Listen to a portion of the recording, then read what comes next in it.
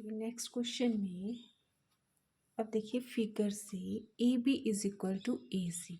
जो A B है वो ए सी के बराबर दिया हुआ है, मतलब टू साइड्स जो है इसकी इक्वल है। एंगल ए दिया हुआ है 70 degree.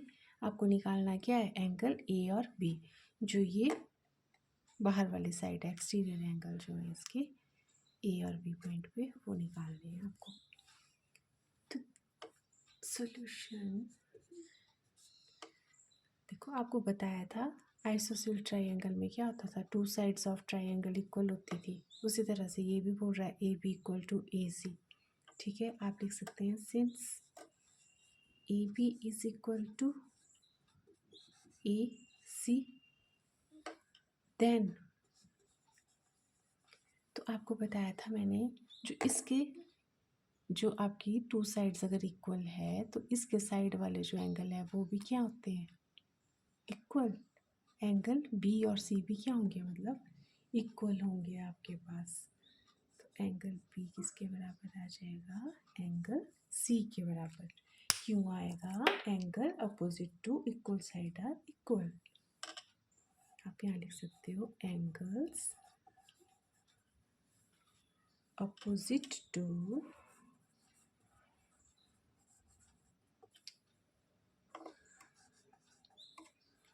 equal sides are equal। ये इक्वल साइड के अपोजिट एंगल है, ये क्या रहेंगे आपके पास, इक्वल रहेंगे। क्लियर हो गया ना ये। अगर ये दोनों एंगल इक्वल आ गए तो देखो आप लिख सकते हैं angle A plus angle B plus angle C किसके बराबर, 180 के बराबर। ये हमने क्यों लिखा, बिकॉज एंगल सम प्रॉपर्टी से। ये आ गया एंगल सम प्रॉपर्टी।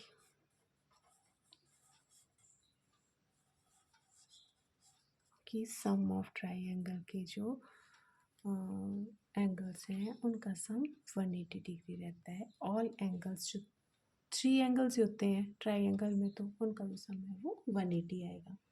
तो अब यहाँ से देख लो बी और सी इक्वल है ना, तो ये आप लिख सकते हैं एंगल ए को A plus B plus angle B, मतलब सी को भी हमने बी लिख लिया। ठीक है, क्योंकि ये दोनों इक्वल थे। ये 180 के बराबर आ गया, तो यहाँ से बी प्लस बी कितना हो जाएगा, 2 एंगल बी। और ये एंगल ए कितना था, 70 डिग्री था, है ना। इसको आप यहाँ पे 70 डिग्री लिख सकते हो, 70 डिग्री। अब ये 70 180 से माइनस हो जाएगा और आपके पास 110 डिग्री आ जाएगा यहाँ से। तो जो एंगल बी है वो आ गया आपके पास 110 अपॉन 2, जो ये 2 है ये डिवाइड करेगा इसको, और ये आ जाएगा 55 डिग्री। ठीक है, अब एंगल बी अगर 55 डिग्री आया तो एंगल सी, ये भी बी के बराबर है, ये भी कितना होगा 55 डिग्री।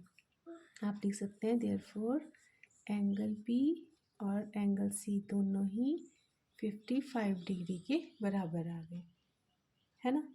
अब देखो ए और बी, हम बी और सी हमने निकाल दिया। अब ए प्लस एंगल बी करेंगे। नाउ अगर आपने स्मॉल ए जो लिया है, बाहर वाला एंगल जो था exterior angle, plus angle B, वो आपके पास 180 के बराबर आ जाएगा। कहाँ से, लीनियर पेयर से। लीनियर पेयर मीन्स जो 180 डिग्री आता था इनका सम टू एंगल्स का, लीनियर लाइन पे होते थे जो।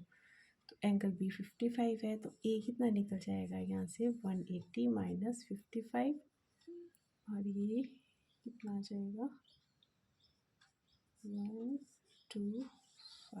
125। उसी तरह आपने एंगल बी प्लस सी भी किया, जैसे आपने ये किया सिमिलरली जो एंगल सी है प्लस बी है वो भी कितना हो जाएगा 180। क्यों? लीनियर पेयर से, है ना।